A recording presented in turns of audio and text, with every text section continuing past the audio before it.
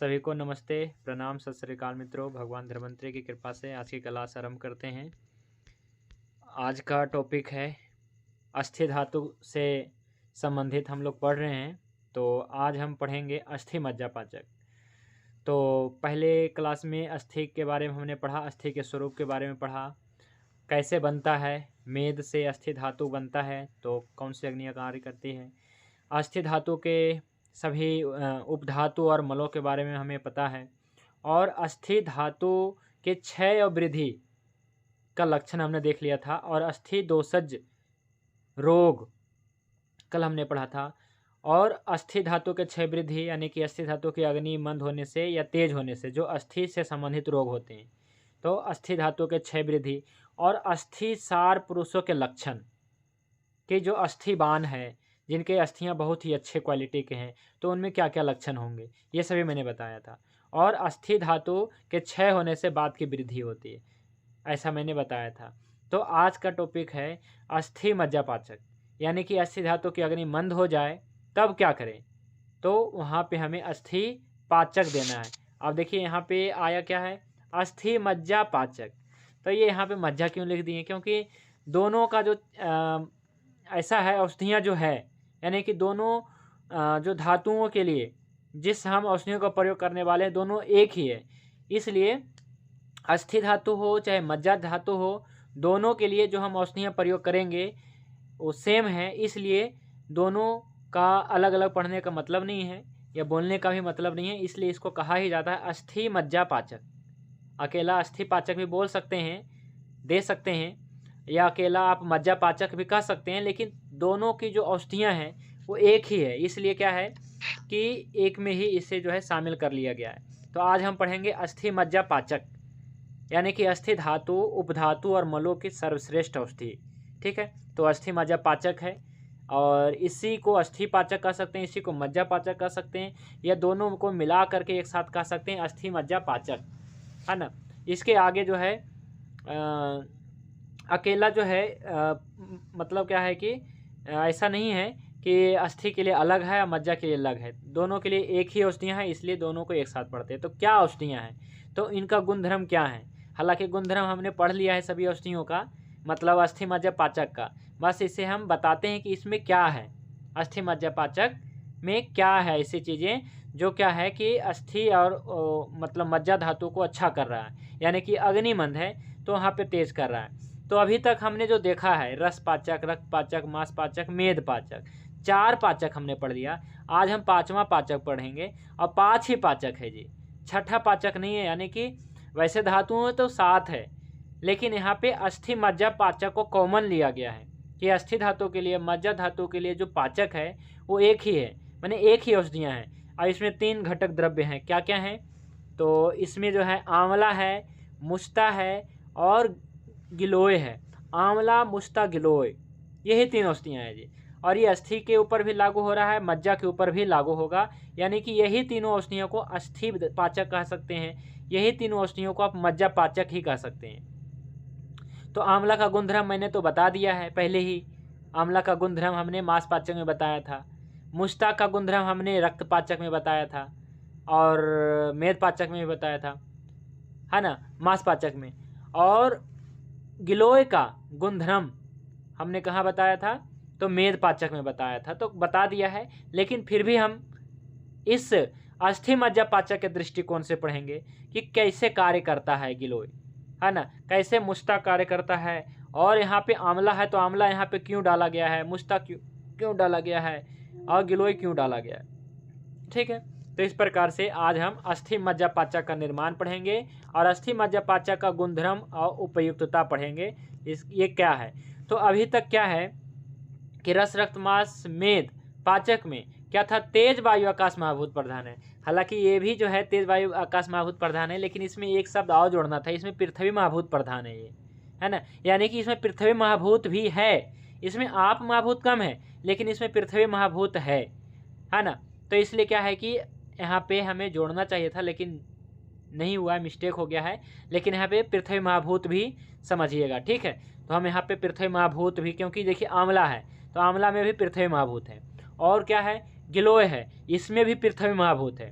तो दोनों में पृथ्वी महाभूत है। तो इसलिए ये ना केवल तेज वायु आकाश महाभूत प्रधान है बल्कि पृथ्वी महाभूत भी है इसमें, कमोबेश। वैसे तो सभी चीज़ है, लेकिन पृथ्वी महाभूत भी बहुत आयत मात्रा में है इसमें, है ना, ये कम नहीं है। लेकिन आप महाभूत बिल्कुल न्यून है इसमें, तो ये आप महाभूत प्रधान नहीं है। अगर आप महाभूत रहेगा तो क्या होगा, अग्नि मंद होगा। तो ये अग्नि मंद को कैसे ठीक करेगा, ये तो अग्नि मंद को ठीक करेगा ना। तो फिर भी पृथ्वी महाभूत है इसमें थोड़ा बहुत, क्या मतलब काफ़ी ज़्यादा है। जिस प्रकार से आपने रस रक्त देखा, इसमें तो कुछ भी नहीं है पृथ्वी महाभूत, है ना। मेद पाचक में, मांस पाचक में पृथ्वी महाभूत नहीं, लेकिन अस्थि मज्जा पाचक में पृथ्वी महाभूत है। ठीक है जी। तो इस प्रकार से चलिए सबसे पहले हम देख लेते हैं कि ये जो अस्थि मज्जा पाचक है इसका मतलब क्या है, कि क्या क्या जो है घटक द्रव्य है और कैसे बनाते हैं। तो सबसे पहले जो है आंवला है। तो आंवला के बारे में मैंने क्या बताया था कि ये इसमें 5 रस है जी। आंवला में क्या है, 5 रस है। षड्रस बताते हैं कि 6 रस हैं, लेकिन उसमें से 5 रस तो इसमें है आंवला में। तो क्या नहीं है, तो लवण रस नहीं है, यानी कि इसमें नमक के जैसा कुछ नहीं है। तो जो आपको आंवला वैसे अम्ल होता है, मुख्य रूप से जो स्वाद है वो अम्ल है ना। तो इस कारण से तो अम्ल रस है, 5 रस है, तो अम्ल रस नहीं है। तो महाभूत देखें आंवला में, तो पृथ्वी महाभूत है। देखिए आ गया ना, इसमें पहले पृथ्वी महाभूत है, आंवला में पृथ्वी महाभूत है। क्योंकि आंवला का विपाक क्या है जी, आंवला का विपाक मधुर है, और गिलोय का भी विपाक मधुर है। और जो विपाक मधुर होता है कोई दूसरे रस का, जैसे गुड़बेल, गिलोय क्या है जी, तिक्त रस का है, लेकिन विपाक मधुर है। आंवला अम्ल रस का है, लेकिन विपाक मधुर है। तो जितने भी विपाक मधुर हो जाते हैं, यानी कि अम्ल है, तिक्त है, कसाय है, ऐसे कोई रस है स्वाद में पर पाचन में मधुर हो जाता है, तो समझिएगा वो महारसायन होगा। जैसे हरड, हरड क्या है, हरितकी क्या है जी, तो इसमें भी 5 रस है। ठीक है, लेकिन मुख्य रूप से क्या है, तो तिक्त है, कसाय भी है। ठीक है, लेकिन विपाक में मधुर है, इसलिए वो रसायन है। तो आंवला रसायन है, गिलोय रसायन है, हरितकी रसायन है, रसायन। ठीक है, तो आंवला जो है पृथ्वी महाभूत प्रधान है, आकाश महाभूत प्रधान है, वायु और तेज महाभूत प्रधान है। यहाँ पे देखिए आप महाभूत प्रधान आया है, नहीं आया है, कि आंवला में आप महाभूत नहीं है जी, आप महाभूत नहीं आया है। अगर लवण भी रस भी रहता ना, तो आप महाभूत विशेष रूप से रहता। अच्छा, तो मधुर रस में तो कहा गया है कि मधुर रस में पृथ्वी और वायु, पृथ्वी और जल महाभूत रहता है, बिल्कुल रहता है मधुर रस में। लेकिन क्या है कि इसमें लवण रस नहीं है। अब तो देखिए ऐसा है कि आंवला है, तो आंवला बना है तो पंचमहाभूतों से ही बना है, हर एक चीज़ पंचमहाभूतों से बना है। लेकिन एक विशेष है ना, विशेष अगर देखें तो इसमें न्यून है, जो आप महाभूत है वो बहुत न्यून है। तो इसका कोई ज़्यादा यहाँ पे मतलब नहीं है, बहुत न्यून है। इस कारण से क्या है ज़्यादा, तो पृथ्वी महाभूत है और आकाश महाभूत आंवला में ज़्यादा है जी। तेज महाभूत भी उतना नहीं है, इसलिए देखिए तेज महाभूत को अंत में लिखा गया है। सबसे ज़्यादा जो है पृथ्वी महाभूत है, फिर आकाश महाभूत है, फिर वायु महाभूत और तेज महाभूत। आप महाभूत इसके लास्ट में आ जाएगा जी। और आंवला क्या है जी, तो आंवला अम्ल है स्वाद में, पर विपाक में मधुर है, इसलिए रसायन है। विशेष गुण क्या है जी, रसायन है। और ज्वर हर भी है, और स्वर भंग जब हो जाता है तो ये भी है ना, इसका भी ठीक करता है। और ये बल्य भी है, हृदय भी है, शीतवीर्य भी है, यानी कि तासीर में ठंडा है ये। और गिलो और ग्राही भी है नहीं, ग्राही नहीं इसमें आया, आंवला ये ग्राही जो है मुस्ता में आएगा। हृदय है, बल्य है, यानी कि ताकत देने का भी काम करता है। जैसे रसायन है, तो कोई भी रसायन चीज़ लेंगे तो बल्य ही रहेगा। जैसे च्यवनप्राश, च्यवनप्राश में क्या है, सबसे ज़्यादा क्या है च्यवनप्राश में, आप क्या मानते हैं सबसे ज़्यादा क्या होता है, तो आंवला होता है जी, है ना। तो आंवला क्या है, इस कारण से च्यवनप्राश रसायन है, क्योंकि आंवला है रसायन।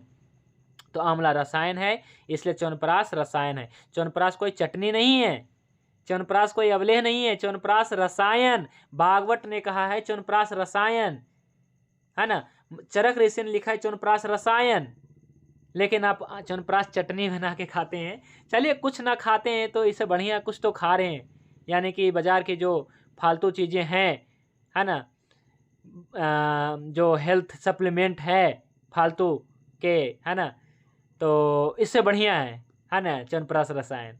तो बच्चों के लिए भी है, जैसे बच्चे जो हॉर्लिक्स, बॉर्नवीटा, कॉम्प्लान और बहुत तरह के प्रोटीन एक्स वगैरह जो लेते हैं हेल्थ सप्लीमेंट के नाम पे, उससे बढ़िया है च्यवनप्राश, है ना। चाहे च्यवनप्राश चटनी ही क्यों ना खाएं, या फिर कुछ ना खाएं तो आंवला को पिष्टी बना के ही क्यों ना खाएं, वो ज़्यादा बेनिफिट है जी।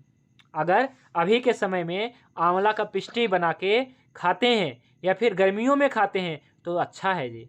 ठीक है, तो चलिए सबसे पहले हम आंवला का गुणधर्म कहते हैं जी। ठीक है, आंवला का तो हो गया, वैसे फिर भी संक्षेप में परिचय हो गया, अभी जो है विस्तार में आगे कहेंगे। इसी प्रकार से मुस्ता यानी कि नागरमोथा, आपको पता है नागरमोथा के बारे में मैंने आपको दूसरे पाचक में बताया था, पटोल, सरीवा, मुस्ता, पाठा, कटोर होने, तो ये रक्त पाचक की औषधियाँ हैं, है ना। तो ये भी है, और बाकी मुस्ता तो लगता है इसमें भी आ रहा है ना, मेद पाचक में भी आ रहा है, मांस पाचक में भी आ रहा है, क्यों, और अब अस्थि मज्जा पाचक में भी आ रहा है।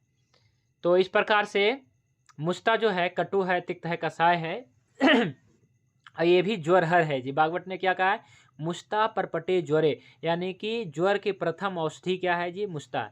और गिलोय, गिलोय क्या है जी, तो ये भी तिक्त है परंतु ये विपाक में मधुर है, इसलिए रसायन है। और आज हमने गुग्गुल के बारे में भी पढ़ना है विस्तार से, ठीक है। तो हमने आज गुग्गुल का भी हमने जोड़ दिया है कि इस प्रकार से आज गुग्गुल औषधि का गुणधर्म भी पढ़ेंगे। चलिए सबसे पहले जो है पढ़ते हैं आमलकी, आंवला के बारे में। हालांकि हमने पढ़ लिया है, लेकिन इस टॉपिक से रिलेटेड अस्थि मज्जा पाचक में आंवला क्यों डाला है और आंवला का विशेष लाभदायक बताएंगे। ठीक है जी। तो आंवला के बहुत सारे नाम हैं। अमलकी इसे विशेष रूप से कहते हैं जी, आंवला को अमलकी कहते हैं, और इसे शिव भी कहते हैं, और इसे धात्री भी कहते हैं, है ना। धात्री और भी बहुत नाम हो सकते हैं, है ना। धात्री, धात्री फल, ऐसे अमृत फल तो वैसे ज़्यादा नहीं सुना है, लेकिन धात्री हमने सुना है ना।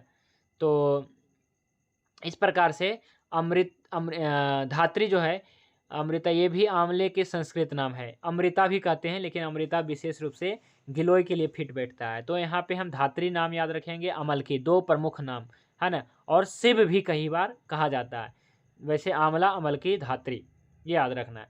आमलक भी कहीं कहीं लिखा रहेगा जी, ठीक है। आमलक, तो आमलक मतलब आंवला ही आप समझिएगा। तो इस प्रकार से जो गुण हरड़ के हैं वही गुण आंवला के हैं, इसमें भी पंचरस है, ये रसायन है, ठीक है।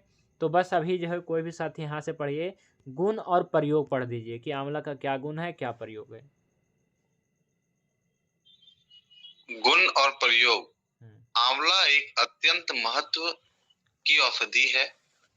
इसका बहुत अधिक प्रयोग किया जाता है। इसका ताजा फल रसायन, विषय, रक्तपीत को दूर करने वाला, शीतल, मृदु विरेचक, मूत्रल एवं यकृत की क्रिया ठीक करने वाला है। इसका सूखा फल ग्राही, शीतल, दीपन एवं रक्त स्राव रोधक है। रक्त स्राव रोधक है, और क्या है जी, यकृत की क्रिया ठीक करने वाले, है ना, करने वाला है। देखिए आया ना कि मूत्रल है एवं यकृत की क्रिया को ठीक करने वाला, ये बातें आपको याद रखना है जी। सबसे ज़्यादा जो है प्रयोग यकृत की क्रिया को ठीक करने वाला एक औषधि है, मैं आगे बताऊंगा मैं, और वैसे भी सुने होंगे, प्रयोग भी करते होंगे। फलत्रिक, फलत्रिक क्वाथ, फलत्रिक काढ़ा, फलत्रिक बटी, फलत्रिक गुग्गुल, इस प्रकार से आपने सुना हो। तो फलत्रिक में क्या है जी, तो आंवला है। फलत्रिक, त्रिक मैंने फलत्रिक मतलब त्रिफला से ही संबंधित समझिए। तो ये क्या है, ये यकृत के ऊपर विशेष रूप से काम करता है जी फलत्रिक। किसी का लीवर, फैटी लीवर हो गया है, आप इसमें आंवला जरूर प्रयोग करवाइए, है ना। अब फलत्रिक तो दीजिए ही दीजिए। तो इसमें ऐसा है कि यकृत की क्रिया विशेष रूप से आंवला ठीक करता है, यकृत की क्रिया। तो कैसे व्यक्ति का यकृत की क्रिया ठीक करता है, तो ये जो व्यक्ति मोटे होते हैं, जो व्यक्ति अपने मतलब कि मध्यम आकार से ज़्यादा बढ़े होते, मतलब जिनकी वजन ज़्यादा बढ़ गया, यानी कि मांस धातु बढ़ गया है, अग्नि मंद हो गया है मांस धातु की या कहिए रस धातु की, जैसे भी कह लीजिए, है ना। चाहे रस धातु की हुई होगी तो सभी धातुओं की अग्नि मंद हो गई होगी, सभी धातु की वृद्धि हो गई। लेकिन हो सकता है कि केवल मांस धातु का, मेद धातु का, या फिर अस्थि मज्जा धातु का। तो क्या होता है कि ये यकृत की क्रिया को ठीक करता है, इसलिए जो है आंवला का भी हम गुणधर्म पढ़ रहे हैं अस्थि मज्जा पाचक के संदर्भ में। तो ये ना केवल अस्थि धातु को बल्कि क्या है कि मांस धातु के भी अग्नि को ठीक करता है।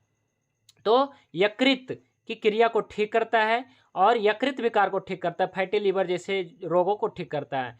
तो ये क्या करता है, क्योंकि आंवला क्या है जी, आंवला कौन से महाभूत प्रधान है, तो वैसे आकाश महाभूत प्रधान है, वायु महाभूत प्रधान है, तेज महाभूत प्रधान है, पृथ्वी महाभूत भी है, ठीक है। लेकिन सबसे ज़्यादा काम करता है यहाँ पे आकाश महाभूत को ज़्यादा काम करता है जी आंवला, विशेष रूप से।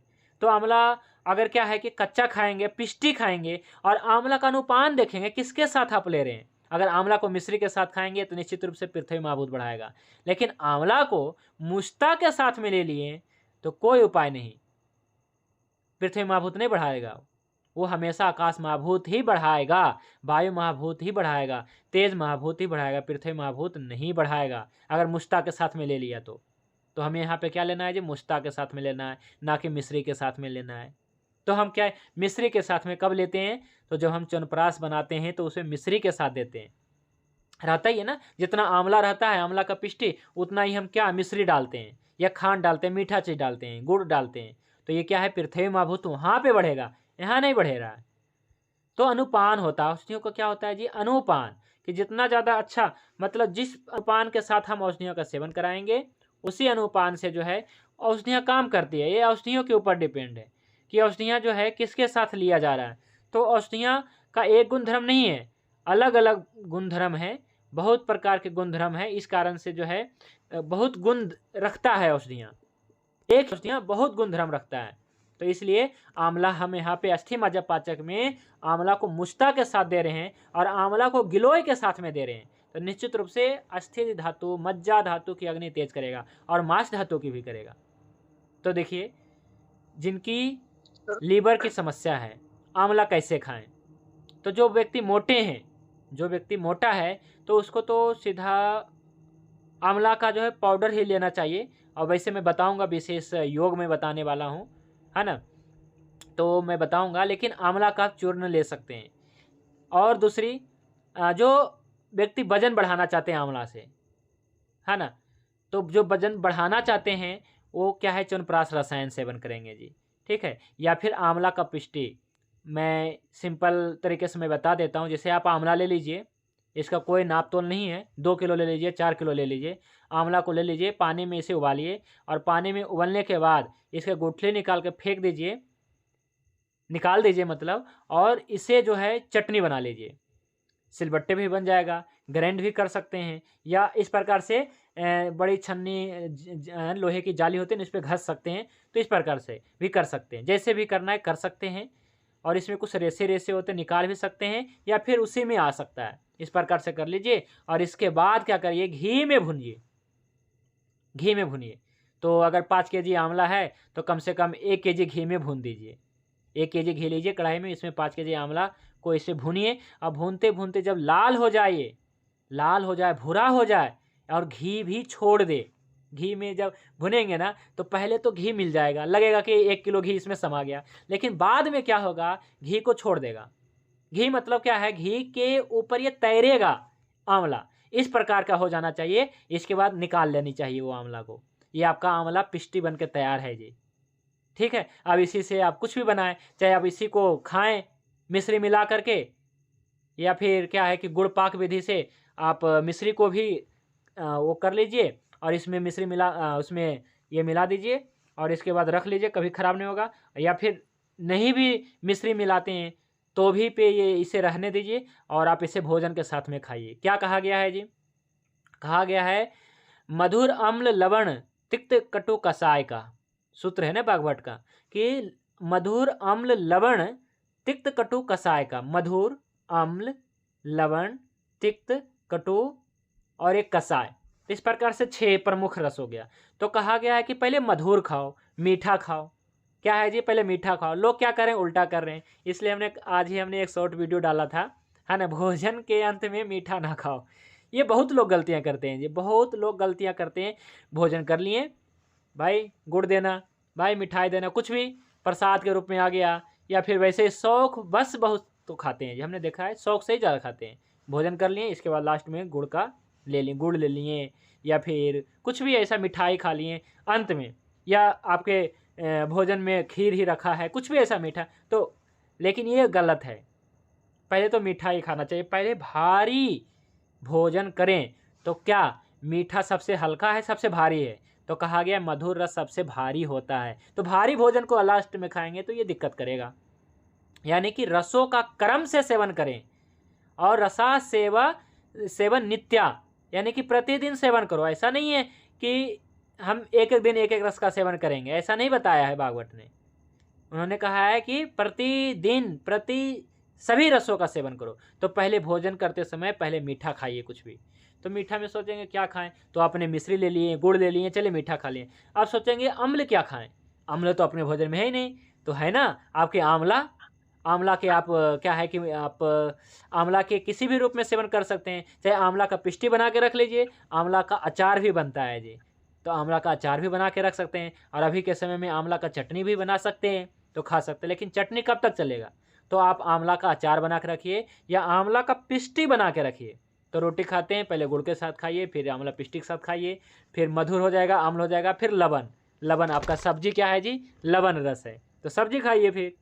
लेकिन सीधा आता है सब्जी खाने लग जाते हैं, तो ये गलत तरीका है ना। सीधा जो है नमकीन रस पे नहीं आना चाहिए। पहले तो मधुर रस, फिर लबन रस, हाँ, मधुर अम्ल लबन रस, क्योंकि पहला सबसे ज़्यादा बलवान है मधुर, फिर सबसे ज़्यादा बलवान है अम्ल रस जी। अम्ल रस सबसे ज़्यादा बलवान है मधुर के बाद, फिर लबन रस, फिर तिक्त कटु कसाय रस सबसे कमज़ोर है। तो इसलिए कसाय रस का अंतिम में सेवन किया जाना चाहिए। और क्या है कि कटु रस और अम्ल रस, मधुर अम्ल लबन और कटु, ये क्या है, ये बीच में ले रहे हैं, क्योंकि ये अग्नि को ठीक करेगा। इस प्रकार से मधुर रस हो जाएगा, मीठा कोई खाइए, अम्ल रस में आंवला खाइए, लबन रस में सब्जियां खाइए, यानी कि सब्जी में जो नमक है वो तो लबन रस ही हो गया ना। और इसके बाद तिक्त खाइए। तिक्त में आप मिर्च खाते हैं जी, तो मिर्च खानी चाहिए जी। मैं सच में मैं बता रहा हूँ, मिर्च खानी चाहिए, लेकिन एक लिमिट में खानी चाहिए। मैंने एक लड़का को देखा, बहुत ज़्यादा नॉर्मल था, लेकिन उसने हमारे पास मतलब क्या है कि हमारे गुरुकुल में आया तो नॉर्मल था, इसके बाद चला गया 2 महीने 3 महीने, दोबारा वापस आया। इसके बाद मैंने देखा बहुत मोटा हो चुका था ये, और जब दोबारा आया गुरुकुल में तो बहुत खाता भी था। कितनी रोटी खा रहे हो जी? तो 10-15 रोटी खा रहे हो, एक एक जग मतलब कि दूध पी जा रहे हो, है ना, और मठा मतलब छाछ पी जा रहा है। कुछ भी पीता है तो पूरा, है ना, लोटा थाली भर के ही खाता। हमने इससे उसका राज पूछा, तो उस समय तो बता दिया, समझ में तो नहीं आया कि चलो भाई ठीक है, लेकिन बाद में समझ में आया। कहा कि हम मिर्च खाना शुरू किए हैं। तो कौन सा मिर्च खाया? तो हरी मिर्च खाया। तो हरी मिर्च क्या है जी? तो तेज महाभूत प्रधान है, मतलब वो क्या है जी, तेज महाभूत। तो उसकी पाचक अग्नि जो मंद थी वो तेज हो गया। तो मिर्च खाने से, लेकिन ऐसा नहीं कैसा मिर्च खाओ, तो एक सब्जी में डाल देते हैं, ये नहीं, अलग से कोई 2-3, और वो बहुत खाता था, लेकिन उतना नहीं खानी चाहिए। एक मिर्च ज़्यादा हो जाता है, मतलब एक मिर्च काफ़ी हो जाता है, लेकिन वो 4-5 खाता था, तो बहुत ज़्यादा भूख बढ़ गई थी। ठीक है, तो इस प्रकार से बढ़ जाएगा। हरी मिर्च जो खाता है, या फिर जो नहीं खा रहा है, कहता है कि भूख नहीं लग रहा है, तो आप इसे दे सकते हैं उसके परीक्षण करके कि बिल्कुल नहीं खा रहा है तो थोड़ा लेनी चाहिए। मधुर अम्ल लवण, इसके बाद तिक्त रस। तो तिक्त रस में मिर्च, भगवान ने मिर्च बनाया तो खाने के लिए बनाया ना, ऐसा नहीं है कि ये मिर्च का के ये तो नुकसानदायक होता है, नुकसानदायक नहीं है। हर एक चीज़ फायदेमंद है ना। तो रसों का ये रस है, तिक्त रस है, तो रसों का सेवन करना बहुत जरूरी है, प्रतिदिन सेवन करना जरूरी है।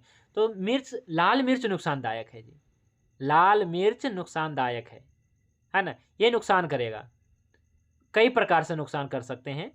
लेकिन छोंक वगैरह लगाने में साबुत मिर्च का खड़े मिर्च का प्रयोग कर सकते हैं, लेकिन जो पाउडर बनाते हैं ये बहुत ज़्यादा नुकसानदायक है। हमें लगता है कि ये आपके शरीर में नुकसान बहुत करता है।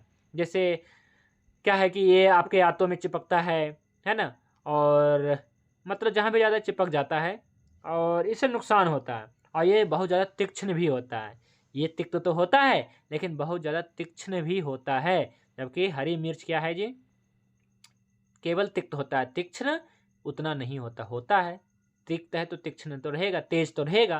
तो इस प्रकार से लाल मिर्च नहीं खानी चाहिए, पर हरी मिर्च के गुणधर्म मैं आगे बताऊंगा भी, ठीक है? तो इस प्रकार से आप ऐसा समझिए कि हरी मिर्च भी खा सकते हैं एक लिमिट में। तो मधुर रस आपने सेवन किया, अम्ल रस सेवन किया और तिक्त रस सेवन किया। अब क्या बच गया जी? कटु रस का सेवन करना। तो कटु रस आपके सब्जी में ही तो है, सोंठ है, अदरक है ना आपके सब्जी में, आपके सब्जी में काले मिर्च तो है, तो आपके कटु रस का भी सेवन हो गया। इसके लिए अलग से सेवन करने की जरूरत नहीं है ना? फिर आपने सेवन कर लिया, अंत में बच गया कटु रस और कसाय रस। कसाय रस क्या है जी?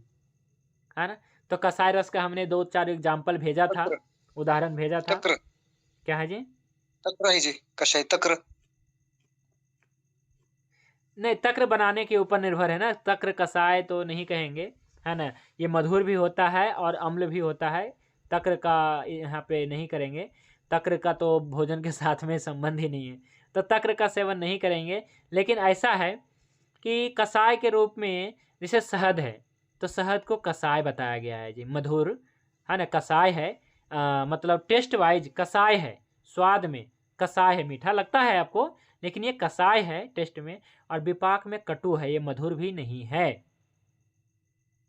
ठीक है जी? तो इस प्रकार से क्या है, क्या है कि कसाय शहद का, तो शहद का भी कुछ कुछ सेवन करने चाहिए। और बाकी और लेकिन क्या है कि जो दुबले पतले व्यक्ति हैं वो मधुर खाएंगे ज़्यादा, और जो मोटे व्यक्ति हैं वो कसाय रस ज़्यादा खाएंगे, तिक्त कटु कसाय रस खाएंगे। जैसे काली मिर्च हो गया और हरी मिर्च हो गया और शहद, इसका प्रयोग ज़्यादा करेंगे। तिक्त कटु कसाय रस का सेवन मोटे व्यक्ति करें और मधुर अम्ल लवण का प्रयोग पतले व्यक्ति करें। तो जो बहुत दुबले पतले हैं, तो देखिए आपके डाइट में क्या मधुर रस सबसे ज़्यादा है क्या? मान लीजिए कि आप 100 ग्राम खाना खाते हैं, अब तो खाते ही होंगे, कोई भी 100 ग्राम खाता, 100 ग्राम या 500 ग्राम खाते हैं, दिन भर में 500 ग्राम खाते हैं, तो कम से कम दुबले पतले व्यक्ति वाले को कम से कम 200 ग्राम 250 ग्राम मीठा भोजन ही होना चाहिए जी। देखा जाए तो मधुर रसात्मक भोजन ही होना चाहिए, तभी तो वजन बढ़ेगा। अब वजन क्यों नहीं बढ़ रहा है? क्योंकि मधुर रस सेवन नहीं कर रहे हैं। मधुर रस मीठा खाना शुरू करना होगा, लेकिन वो चीनी नहीं होनी चाहिए, वो नेचुरल मिठास होनी चाहिए। जैसे में कोई फल हो गया, है ना, जैसे किसी पर कोई भी फल हो गया, या देसी खांड हो गया, देसी मिश्री हो गया, है ना, इस प्रकार से देसी गुड़ हो गया, इस प्रकार से खा सकते हैं। शहद नहीं खाना, क्योंकि शहद क्या है जी, मधुर नहीं है, मीठा नहीं है, ये जो है आपके वजन को और घटा देगा। तो शहद क्या है जी, कसाय है। विपाक क्या है, कटु है। और तासीर में ठंडा है। तो इस प्रकार से आपको शहद बात वालों को सूट नहीं करेगा। शहद नहीं बल्कि घी, घी क्या है, मधुर है। दही खा सकते हैं, एक लिमिट में दही भी खा सकते हैं, तो खा सकते हैं, क्योंकि दही भी मधुर एक प्रकार से होता है और अच्छा ही होता है। ये स्निग्ध भी होता है, बात वालों के लिए अच्छा होता है, रुक्षता के लिए। तो ऐसा आप समझिए, मक्खन भी अच्छा होता है बात वालों के लिए। तो इस प्रकार से आपको आंवला का जो पंच रस है, इसमें लवण रस को छोड़ करके, तो इसमें कुछ पृथ्वी महाभूत प्रधान भी है। वैसे पृथ्वी महाभूत है ही इसमें, आकाश महाभूत अच्छा है। तो आंवला का जो है, आप जो है इस प्रकार से सेवन करें। जैसे कोई भी दुबले व्यक्ति हैं तो सालों भर तो च्यवनप्राश खा नहीं सकते हैं, तो आंवला का पिष्टी, हालांकि आंवला का पिष्टी और आंवला का क्या बनाया जा सकता है, कैंडी बनाया जाता है, लेकिन जो बना सकते हैं अपना, है ना, तो आंवला का पिष्टी सबसे सरल होता है। और आंवला का आप अचार भी डाल सकते हैं। तो अचार देखिए, अचार किन के लिए है, बात वाले के लिए भी चलेगा, लेकिन आंवला का पिष्टी जब लेंगे तो ये मधुर भी होगा और अम्ल भी होगा, तो दोनों रस मिल जाएंगे। और बस इसे खाने से पहले खाना है। जब खाना खाएं तो रोटी के साथ, पहले एक रोटी के साथ में आंवला पिष्टी खाएं, पहले एक रोटी के साथ गुड़ खाएं, दूसरे रोटी के साथ आंवला पिष्टी खाएं, तीसरे रोटी के साथ में आप सब्जी खाएं, और इसी के साथ में थोड़ा मिर्च खाएं, है ना। इस प्रकार से आपका 60 रस प्रतिदिन पूर्ति हो सकता है। तो कहेंगे क्या हम आंवला प्रतिदिन खाएं? तो बिल्कुल खा सकते हैं आंवला। आंवला के बारे में बताया ही गया है कि प्रतिदिन खा सकते हैं, लेकिन अपने अनुपान देखना है कि हम बात वाले हैं। अच्छा ठीक है, तो हम मिश्री यानी कि पिष्टी खाएंगे, आंवला पिष्टी खाएंगे। कफ वाले हैं तो ठीक है, आंवला चूरन खाएंगे, त्रिफला खाएंगे। लेकिन क्या है कि कोई भी चीज़ अति नहीं करनी चाहिए इस प्रकार से। तो आंवला का तो पिष्टी बना करके बात वालों के लिए अच्छा है, क्योंकि इससे क्या है, मधुर रस मिलता है और अम्ल रस मिलता है।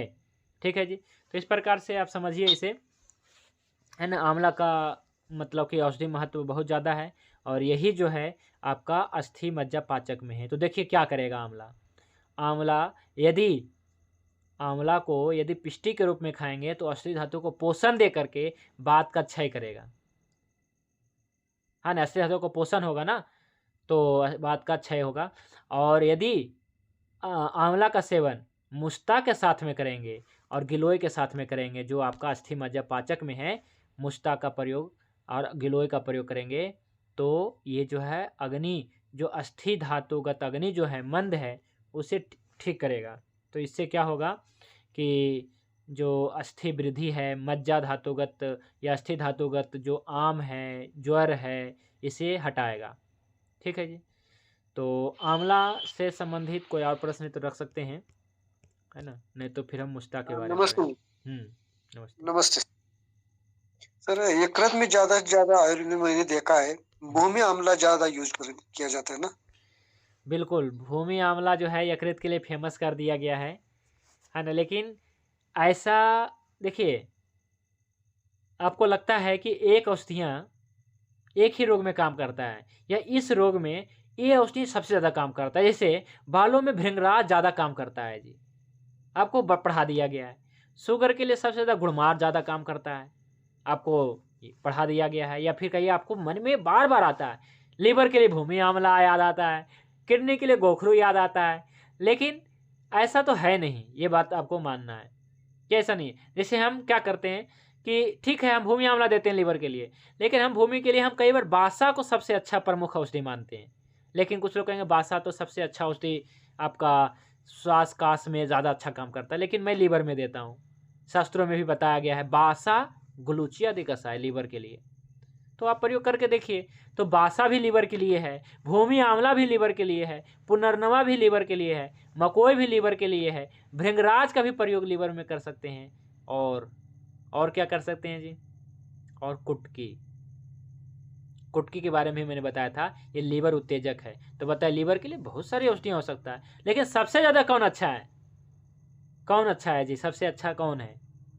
तो जी सबसे अच्छा सब है, ऐसा कुछ नहीं है कि जो उसके लिए अच्छा नहीं होगा। बस क्या है, उसकी ऐसी कंडीशन होनी चाहिए, या फिर उस क्या है कि कैसी हालत में है, तो उस आधार पे जो है कौन सी औषधियाँ ज़्यादा अच्छा होगा उसके अनुसार ये तय होता है जी। जैसे मान लीजिए कि किसी का जो है लीवर का शोधन करना है, या कि लीवर की गर्मी बढ़ी है ना, लीवर में गर्मी बढ़ी है, लीवर को शोधन करना है, तो हमें लगता है कि यहाँ पे बासा अच्छा काम करेगा। बासा, क्योंकि बासा क्या है जी, ये अच्छा इसलिए काम करता है, बासा का गुणधर्म मैं बताऊंगा, है ना। तो बासा गुलूचिया आदि कषाय, है ना, ये विशेष रूप से बताया गया है लीवर के लिए, है ना। लीवर और लीवर से जुड़े जितने भी स्रोतस है ना, चैनल है, उसको शुद्ध करता है ये। तो बासा भी बहुत अच्छी औषधि है। ये क्या है कि वहाँ के जो है ये तिक्त है, बासा क्या है जी, अडोसा क्या है, तिक्त है, तिक्त होने से शोधन करता है ये। आचार्य जी नमस्ते। नमस्ते।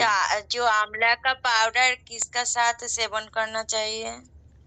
आंवला का पाउडर किसके साथ सेवन करें? तो यदि कोई आंवला का पाउडर, केवल आंवला का पाउडर सेवन करना चाहते हैं, तो कोई दुबला पतला है, ठीक है, तो इसे जो है मिश्री के साथ सेवन करना चाहिए। और कोई मोटा है, जिसको लीवर में कोई समस्या है, किडनी में कोई समस्या है, मोटापा है, थायराइड है, शुगर है, बीपी है, इसे किसके साथ सेवन करना चाहिए?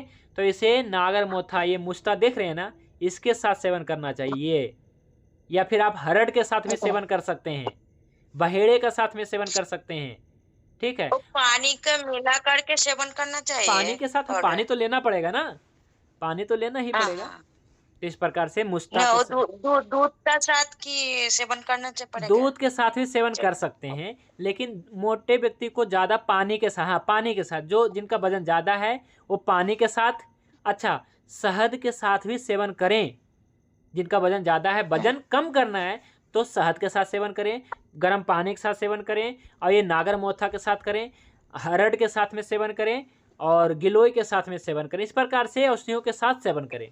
और जो पतले हैं वो मिश्री के साथ सेवन करें, गुड़ के साथ भी सेवन कर सकते हैं, दूध के साथ सेवन करें, और दही के साथ सेवन करें। जी कहेंगे आंवला के साथ दही, तो बिल्कुल भागवत ने स्पष्ट लिखा है कि आंवला को दही के साथ खानी चाहिए, है ना, आंवला को दही के साथ खानी चाहिए। जी आप खाइए, है ना, आंवला का पाउडर मिला के खाइए। लेकिन ये पतले व्यक्ति के लिए, मोटे व्यक्ति के लिए क्या है, तो शहद अच्छा है जी, हरड़ अच्छा है, गिलोय अच्छा है, मुस्ता अच्छा है। ठीक है, तो इस प्रकार से नागर मोथा का गुणधर्म क्या है जी, तो नागर मोथा ज्वर की पहली औषधि है। ये तिक्त कटु कसाय रस औषधियाँ हैं, ये भी तासीर में ठंडा है ना। केवल गिलोय थोड़ा सा, है ना, थोड़ा सा तिक्त कटु होने के कारण जो है, पहला इसका रस कटु है, इस कारण से थोड़ा सा ये उष्ण वीर्य है, थोड़ा सा है। ठीक है जी, तो इस प्रकार से गिलोय का गुणधर्म तो वैसे मैंने बता ही दिया था। और गुगलू का गुणधर्म अब हम नेक्स्ट क्लास में बताएंगे, क्योंकि समय हो रहा है ना। गुगलू के बारे में वैसे मैंने बता ही दिया था, है ना, और फिर मैं बता देता हूँ, गुगुल भी रसायन है जी, है ना। तो जितने भी औषधियाँ हैं इसमें, जैसे आंवला है, गिलोय है और गुगुल है, ये तीनों रसायन है। तो जानते हैं ये अस्थि धातु का जब बहुत ज़्यादा मतलब डिजनरेशन हो जाता है ना, अस्थि धातु का, अस्थि धातु डिजनरेट हो जाती है, क्षय हो जाता है, तो वो भी दे सकते हैं। क्योंकि गुगलू भी क्या करता है जी, हड्डियों के लिए अच्छा है ना। देखिए गुग्गल रसायन त्रिदोष घन, यानी कि बात के जो है क्या है, पहले इसका गुणधर्म देख लेते हैं। वृष्य है, ये बात वालों के लिए अच्छा है। बल्य है, बात वालों के लिए अच्छा है। स्नेहन है, बात वालों के लिए अच्छा है ना। और वातानुलोमन है, वातानुलोमन मैंने वायु का अनुलोमन करता है। और अमाशय उत्तेजक है, अमाशय को भी अच्छा करता है। दीपन है, पाचन भी है, और बात हर भी है ना। इस प्रकार से बताया गया है। वैसे बहुत सारा गुणधर्म है ना, तो ये सब बताएंगे। गूगल की पहचान भी करना होता है, गूगल के शोधन भी करना होता है, बहुत सारे गूगल के बारे में है, लेकिन हम अगली क्लास में बताएंगे। तो अभी हम केवल अस्थि मज्जा पाचक चलिए पढ़ते हैं। तो अस्थि मज्जा पाचक क्या है जी, अस्थि धातु, मज्जा धातु और इसके उपधातु और इसके मल को ठीक करने की एक अच्छी दवाई अस्थि मज्जा पाचक है। देखिए कितना सिंपल है जी, है ना। गिलोय लेना है ना, गुगुल लेना है, और मुस्ता लेना है, और आंवला लेना है। ये 4 प्रमुख द्रव्य हैं, और बनाने का विधि वही रहेगा, है ना। आपको सबसे पहले जो है इसकी बारीक पाउडर करना है, 3 प्रमुख औषधियों के। आंवला का बारीक पाउडर करना है, और मुस्ता का बारीक पाउडर करना है, और गुरवेल का बारीक पाउडर करना है 200-200 ग्राम, और मिला लेना है। और इसमें जो है 100 ग्राम फिर से लेना है आंवला, 100 ग्राम मुस्ता लेना है, 100 ग्राम गुड़वेल लेना है, और जौ कुटा लेना है। आपकी बार बारीक नहीं लेना है। इसका काढ़ा तैयार करना है, और काढ़ा तैयार करके इस पाउडर में मिला करके एक भावना देना है, सुखा लेना है। फिर इसी प्रकार से 2 भावना देना है, फिर 3 भावना देना है। इस प्रकार से 3 भावना दे करके लास्ट में इसमें 200 ग्राम गुगुल मिला लेना है, ताकि ये भी रसायन जो है। और 3 भावना दे करके इसमें गुगुल का प्रयोग करना है, ताकि औषधि को टिकाऊ बनाया जा सके, है ना, और योगवाही भी बनाया जा सके। इस प्रकार से आपका अस्थि मज्जा पाचक बन जाता है। मात्रा वही है, ठीक है जी। मात्रा क्या है जी, 250 mg ही है, ठीक है। मात्रा अनुपान वही है। 1 पुड़िया सुबह शाम ब्यान काल में लेना है, गर्म पानी से लेना है, या फिर शहद से लेना है ना। इस प्रकार से तो इसका मुख्य घटक द्रव्य क्या है जी, आंवला, मुस्ता, गिलोय, गुगुल, है ना। इसमें 3 रसायन है, और मुस्ता भी अच्छी औषधि है जी। तो क्या काम आता है ना, इसका उपयोग हम देख लेते हैं। इसका उपयुक्तता है जी, पहली उपयुक्तता है कि अस्थि धातुगत जो विषम ज्वर है, कहते हैं हड्डी का बुखार जी, है ना। तो आप देखिएगा कि जो ग्रामीण लोग हैं ना, उसको भी पता है कि हड्डी के बुखार में क्या देना है ना। एक हमारे गांव की अनपढ़ महिला कह रही थी कि वैद्य जी ये गुरबेल तो हड्डी के बुखार को ठीक कर देता है। मैं सोचने लगा कि इस महिला को कैसे पता, तो पता है जी, है ना, पुराने ज़माने के लोगों को पता है कि हड्डी के बुखार के लिए गिलोय का कितना महत्व है। केवल गिलोय से भी ठीक हो सकता है। क्यों हो सकता है? क्योंकि अस्थि मज्जा पाचक, अस्थि मज्जा पाचक का घटक द्रव्य क्या है जी? मुख्य रूप से गिलोय ही मानिए आप, गिलोय मानिए। तो इसलिए हड्डी के बुखार में गिलोय का देना बहुत जरूरी है। अस्थि मज्जा पाचक नहीं तो गिलोय दे सकते हैं। तो इसलिए, और अस्थि धातु उपधातु को ठीक करता है। ठीक है, नाखून को आपके अच्छा करेगा, आपके दांत को भी अच्छा करेगा, बालों को भी अच्छा करेगा चरक के अनुसार, और अस्थि धातु की अग्नि को तेज करता है। और पृथ्वी महाभूत भी प्रधान है, ज़्यादा वजन नहीं घटाएगा ये। यह क्षार धर्मी औषधि वैसे है ना। और ये संतर्पणजन व्याधि में उपयोगी है, मोटापा जैसे रोगों में। तिक्त कटु कसाय रस प्रधान है और हड्डियों के रोग को ठीक करता है। जैसे हड्डियाँ डिजनरेट हो रही है ना, या अस्थि धातु की वृद्धि हो रही है, या फिर अस्थि धातु की वृद्धि हो रही है, और साथ में मैंने क्या बताया था, दंत की वृद्धि हो रही है, जो बच्चों में होता है एक से अधिक दंत, तो उसे भी ठीक करेगा। और खालित्य, है ना, खालित्य इंद्रलुप्त में उपयोगी है। इसके बारे में मैं कहूँगा। खालित्य क्या मतलब? खाली हो जाना। क्या? तो बाल खाली हो जाना। जैसे पूरे बाल हैं लेकिन कहीं जो है सर में कहीं भी, मतलब कि इस प्रकार से जो है खालित्य, यानी कि एक स्थान पे खाली हो जाना। ये दाढ़ी में भी कहीं भी इधर कहीं एक स्थान पे उड़ जाना बाल अचानक से, है ना, तो इसको कहते हैं खालित्य। या इसी को इंद्रलुप्त भी कहते हैं। इसमें उपयोगी है जी ये। और दंत रोगों में तो उपयोगी है ही, क्योंकि अस्थि धातु का उपधातु दांत, और केश विकार में भी उपयोगी है। ठीक है जी, क्योंकि इसका मल है। तो इस प्रकार से अस्थि धातु और मज्जा धातु और नाखूनों को भी सुंदर और दृढ़ बनाता है जी। नाखून को अच्छा मजबूत बनाएगा और ठीक करेगा। नख क्षय नहीं होगा। कईयों को देखते होंगे कि नाखून का क्षय हो जाता है, बेकार हो जाते हैं नाखून। तो इसमें जो है आपके अस्थि मज्जा पाचक देने से क्या है कि ये सारे, और इसमें 3 ही औषधियाँ हैं, आप सभी लोग बना सकते हैं। बाकी तो बहुत ज़्यादा, जैसे रक्त पाचक, मांस पाचक, मेद पाचक, तो बहुत ज़्यादा, है ना, मतलब कहिए कि एक प्रकार से इसकी औषधियाँ मिलना सही मुश्किल है जी। जैसे रक्त पाचक की क्या है जी, पटोल नहीं मिलेगा जल्दी। तिक्त पटोल जो मैंने बताया था, पटोल सरीबा मिल जाएगा, सरीबा, लेकिन मुस्ता भी मिल जाएगा, पाठा नहीं मिलेगा, है ना। इसी प्रकार से आपको मेद पाचक में सफ़ेद चंदन कहाँ से लाएंगे, ओरिजिनल वाला नहीं मिलेगा। लेकिन इसमें तो सब ला सकते हैं ना आप। क्या है इसमें जी, आंवला कहीं भी मिल जाएगा, है ना, 200 रुपये किलो मिलता है जी, है ना, सूखी, आप ले आइए। मुस्ता ये तो सिंपल 100-150 रुपये किलो मिलता है, और गिलोय तो 50-60 रुपये, 70-100 रुपये किलो मिलता है। आप इसे निश्चित रूप से बनाइए जी, है ना, अस्थि मज्जा पाचक को, है ना, बहुत ही आसान है, और गुग्गुल भी मिल जाएगा आपको। तो इस प्रकार से अस्थि मज्जा पाचक को बना करके आप अस्थि से संबंधित, और आगे मज्जा धातु भी पढ़ेंगे तो यही आएगा यहाँ पे।